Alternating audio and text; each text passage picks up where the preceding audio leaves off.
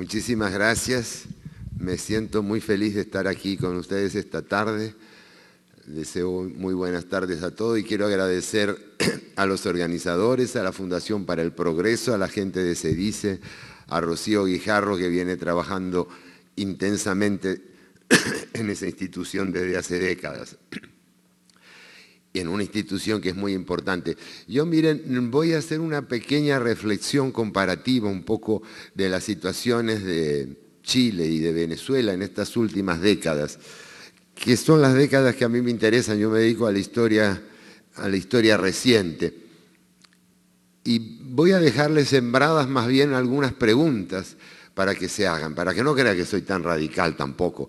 No voy a hacer ningún discurso así, sino simplemente quiero, por ejemplo, no sé si ustedes recordarán o sabrán que Salvador Allende llegó a la presidencia de Chile por vía electoral. No llegó porque arrasó, él sacó el 36.7% de los votos, pero el sistema constitucional chileno le permitió llegar a la presidencia limpiamente y constitucionalmente. ¿Por qué llegó? ¿Qué querían los chilenos que votaron por Salvador Allende? Porque hay que agregar otro punto, que esto sí el historiador lo tiene que tener en cuenta. El que quedó tercero en la elección, casi con 30%, era Radomiro Tomic, que tenía un programa, un demócrata cristiano, tenía un programa prácticamente igual al de Salvador Allende. Eran matices de lenguaje, básicamente. Es decir, porque la gente quería ese socialismo. Y venía en una especie de progresión, ese clima de ideas que se ha mencionado aquí, yo diría que ya desde finales de los años 50 o principios de los 60. Un clima de opinión que pensaba que lo progresivo era marchar hacia el socialismo, que quería ese tipo de ideas de solidaridad, de estatización, lucha contra la explotación, que directa o indirectamente asumía el cuadro o la matriz de ideas de lo que es el marxismo, como todavía las asumen las personas que hablan de explotación, sépanlo o no. Esa gente creía, que era un 75% del electorado chileno, creía que podía tener las ventajas del socialismo en libertad, porque eso es lo que prometía Salvador Allende. Salvador Allende prometía, les voy a eliminar la explotación, quiere decir que vamos a crecer económicamente más. Les voy a eliminar lo que es la bajeza moral del capitalismo, pero no vamos a hacer, no nos va a pasar como en la Unión Soviética, que hay un solo partido. Aquí va a seguir funcionando el Congreso, vamos a tener un poder judicial independiente. La gente creyó eso, yo fui uno de ellos que creyó, sin ser chileno, me dirigí a ese país a trabajar por ese proyecto. ¿Por qué la gente puede creer una cosa así? Que cuando uno la ve después resulta tan artificial, tan falsa, tan poco apoyada por los hechos.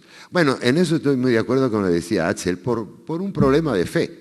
Y nosotros no podemos negar que el ser humano vive movido en gran parte por la fe, desde las relaciones personales humanas que tenemos hasta estas visiones globales de la historia.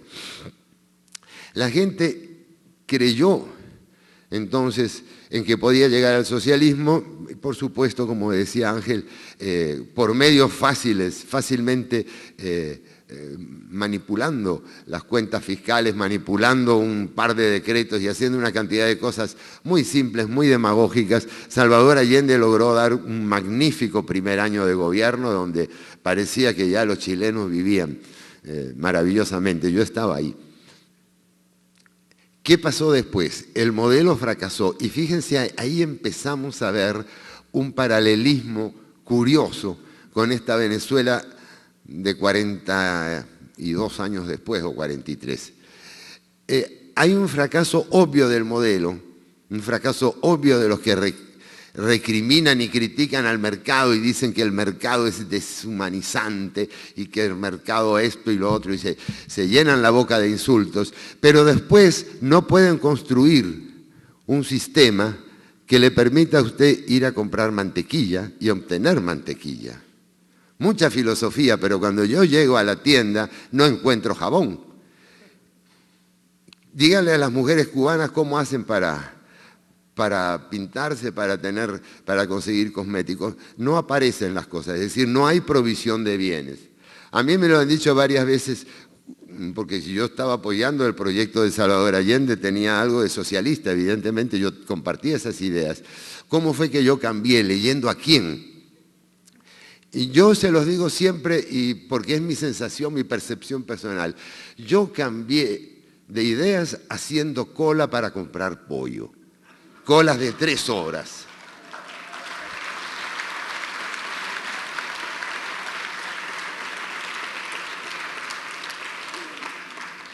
Miren, y tenía un hijo recién nacido, la sopa de pollo era necesaria, y yo perdí a veces 3 horas. Mi esposa en ese momento estaba en el posparto y yo tenía que ir a la universidad, pero en la universidad sabían que yo tenía que conseguir comida. Estaba un poquito como el cazador paleolítico, ¿verdad? Que dice, tengo que cazar aunque sea un ciervo esta mañana porque si no se me muere de hambre la gente. Eso quiere decir que el sistema falla. A mí me parece que la falla del sistema se ve muy ahí, de acuerdo con todos los gráficos, y uno puede ver cosas muy importantes, pero la falla que están sintiendo los venezolanos es la falla de ese estilo, la falla de la escasez, la falla del desabastecimiento. Yo no sé cómo al Banco Central de Venezuela no le da vergüenza proponer, o sea, escribir un índice de desabastecimiento. Pero es que no son capaces de mantener el abastecimiento que el país más pobre de la tierra puede tenerlo. Un porcentaje de bienes que no se consigue, yo no sé cómo lo calculan. Nadie más en este planeta tiene eso. Y les voy a decir, y acá me voy a poner en un tema un poquito que puede llegar a ser duro para entenderlo. Los chilenos llegaron a una encrucijada y los venezolanos están llegando a una encrucijada. Encrucijada es ese punto en que tú sabes que pequeñas decisiones, como en la teoría del caos, pueden generar grandes consecuencias muy diferentes entre sí. Los chilenos se opusieron por la vía legal al gobierno socialista, lucharon contra el gobierno socialista, eran la mayoría y afortunadamente el sistema electoral permitía reconocer la mayoría. Pero les voy a decir, el punto no era exclusivamente un punto numérico. La democracia es un sistema para resolver cuestiones dentro de un mecanismo institucional ya formalizado, pero realmente la democracia no está justificada para mí como un sistema para definir el futuro de la vida de la persona. Si por alguna razón una mayoría coyuntural en aquella Alemania que evocaron hubiera decidido la eliminación de los judíos, ¿qué piensan ustedes acerca de eso? ¿Podría justificarse una decisión porque fuera democrática? Una decisión absolutamente inhumana, por ejemplo. ¿Podría justificarse que por una elección, que puede ser todo lo limpia que quieran, no como las venezolanas, pero una elección limpia, podremos sellar el destino de Venezuela para siempre, para hacerlo un país socialista? ¿Aceptan eso? Yo no lo acepto. Y los chilenos se vieron en algún momento en una encrucijada así.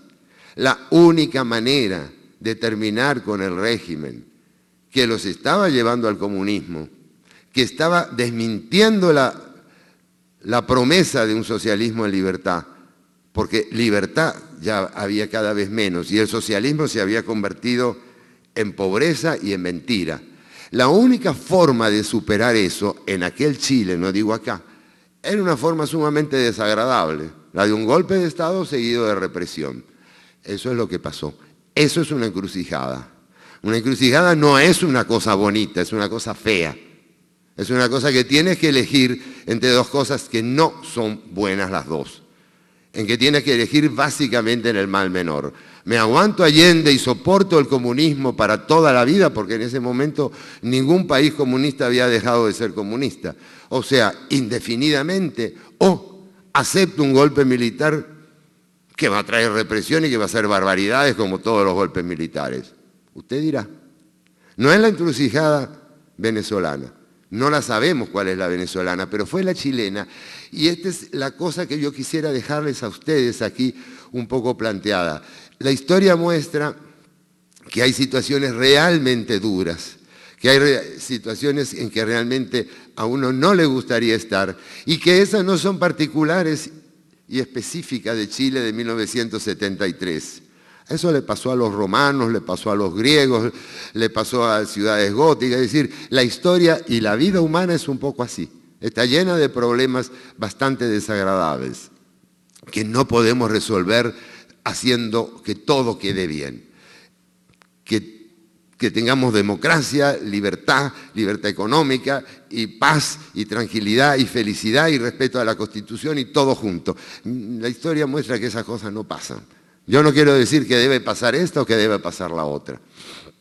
Déjenme avanzar sobre otros dos puntos porque también se me va a ir el tiempo. ¿Qué es lo que está pasando en Chile ahora? Que no es lo que está pasando en Venezuela ahora. Lo que está pasando en Chile ahora estaba muy bien explicado ahí en una frase de la señora Bachelet. Lo que quieren los chilenos, y esto no creo que sea culpa de los liberales ni de falta de nuestro trabajo, lo que quieren los chilenos es un estado de bienestar. Y justamente yo le diría ese cuadro que presentó Ángel, es lo que impulsa el estado de bienestar. Porque dice, ganábamos 4.000, ¡ay, qué vidas llevábamos! Pero ahora que ganamos 20.000, pero ahora sí tenemos derecho a todo. Es decir, es un poco como la tragedia del rico, en cierta forma. Yo ahora ya tengo dinero. Chile, como país, tiene dinero. ¿Qué es lo que pedimos? Lo que pedimos es que haya seguridad para todo. Lo que decía también Piñera, Sebastián. Es inmoral, no lo soportamos esa desigualdad. ¿Por qué no la soportamos? Porque ya tenemos dinero en el bolsillo. Y como ya tenemos dinero en el bolsillo, lo que queremos es que se reparta, que todos se sientan felices, que todos se sientan bien. ¿Cómo se hace eso? ¿A través de qué? Ahí viene el problema. La parte ética yo la entiendo, ¿verdad? Si tenemos $20.000 per cápita, nos duele más en el corazón ver a la pobreza que si tenemos 4.000. Si tenemos $4.000 por cápita decimos, caramba, qué horrible, mira ese cuadro, somos un país pobre y mira las cosas que pasan. Pero cuando tenemos 20.000, ese cuadro que vemos nos llena de indignación contra nosotros mismos, decir, pero no puede ser, esto es intolerable. Tenemos $20.000 por cápita y mira ese cuadro. ¿Entienden? La lógica, desde el punto de vista emotivo, es muy clara.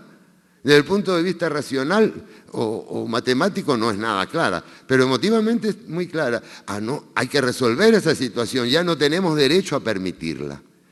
El problema, y esa es una cosa humana la que estoy, digamos, recapitulando, una cosa muy lógica y muy humana, muy positiva, si ustedes quieren. El problema es cuál va a ser el medio para resolver eso. El medio va a ser ese dichoso estado de bienestar.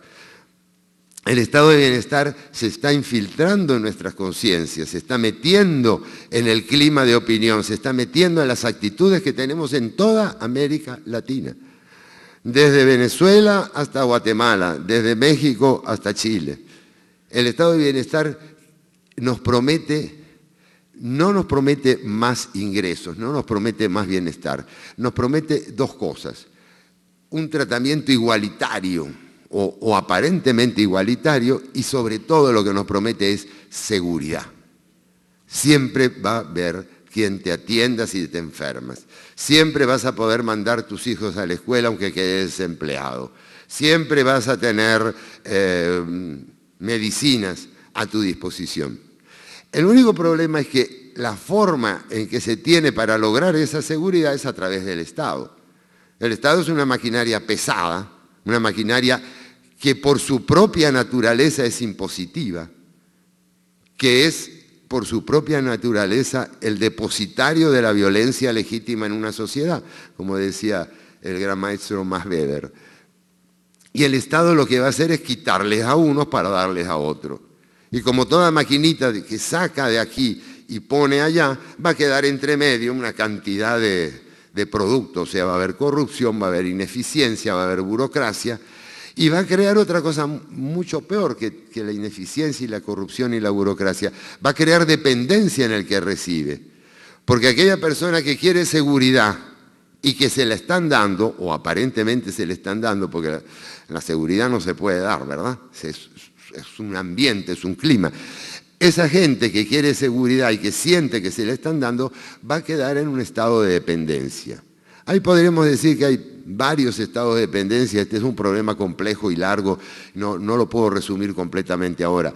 Vamos a tener desde aquellas personas que reciben una dádiva, que se le da a un gobernante como por ejemplo los Kirchner de Argentina, u otros muchos que hay regados por todo este continente, y que le vamos a estimular la ociosidad, le vamos a estimular la falta de trabajo, le vamos a estimular, bueno, las peores virtudes del ser humano, hasta otra persona que sin estimularle nada de eso, que siendo una persona trabajadora, va a confiar en que después de X años de trabajo le van a dar una bonita pensión, va a tener bella asistencia médica, etc. Todo eso va a crear un ambiente de exigencia al Estado, de extensión cada vez mayor de lo que empiezan a considerarse derechos. A mí nunca me ha gustado llamar los derechos a todas esas cosas, pero la gente los vive como un derecho.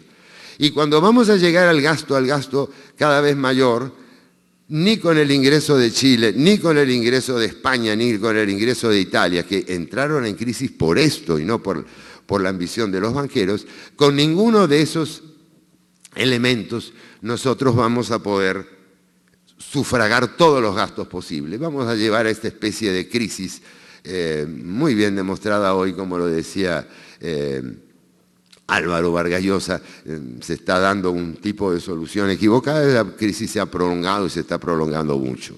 No sé cómo andamos de tiempo ya, podríamos ir cerrando. Mire, para volver al caso venezolano, que en este momento preocupa el caso chileno, pero el caso venezolano preocupa mucho.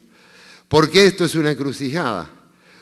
Porque estamos, los que luchamos por la libertad, en Venezuela o en cualquier parte del mundo, estamos en una situación de visible desventaja. Estamos luchando contra un gobierno organizado que tiene amplio dispositivo represivo y de seguridad. La gente lucha en lo que puede. Hay millones de gente que ya se han ido del país o que, en fin, de alguna manera han renunciado a la lucha con razones muy comprensibles. No tenemos un movimiento opositor organizado, porque con todo respeto para la gente de la Unidad Democrática, eso no es oposición realmente, eso es simplemente la convalidación del régimen. Es un régimen que...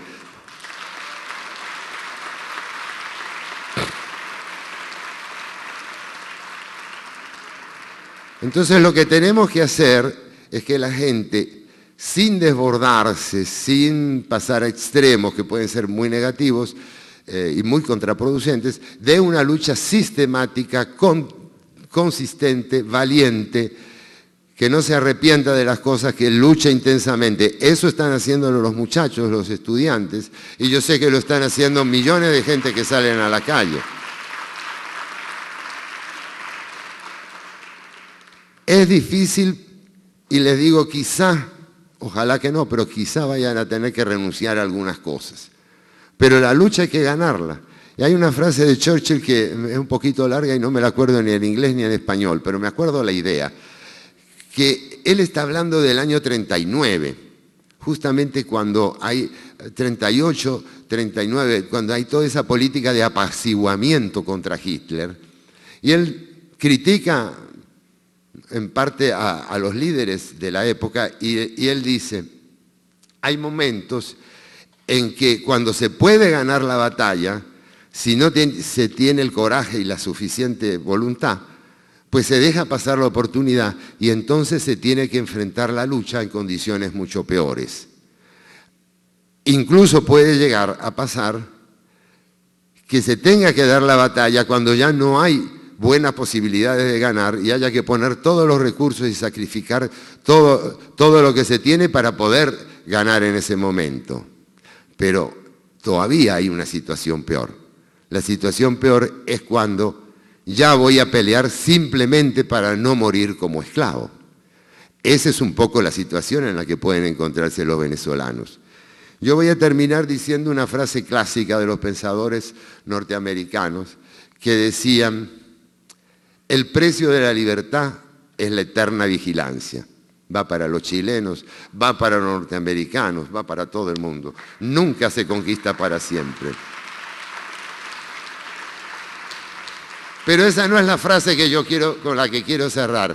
Quiero cerrar con la frase de un estudiante que tenía aquí escrito en su franela y que decía: si el precio de la libertad es la vida, yo pago.